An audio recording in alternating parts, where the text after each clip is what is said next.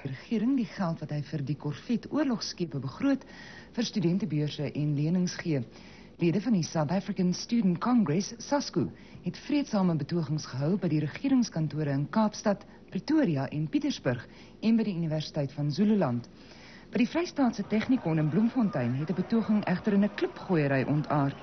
Dit het gevolg nadat studente wat na die Technikon opgetrek het, voorgekeer is deur ander studente met sambokke.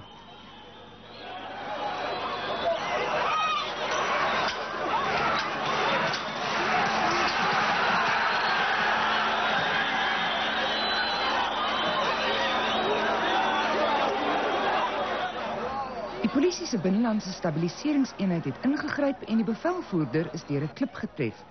In Kaapstad het studente van distrik 6 af na die parlement opgetrek. Hulle het geëis dat 'n nasionale beursleningsskema ingestel word om die geldelike probleme van studente te verlig. Die studente eis ook dat die breë transformasie forum in wetgewing vervat word en dat onderwyscolleges onder die beheer van een ministerie geplaas word. Die minister van Onderwys het die studente verseker dat die regering steeds verbind is tot 'n beurs- en leningsskema.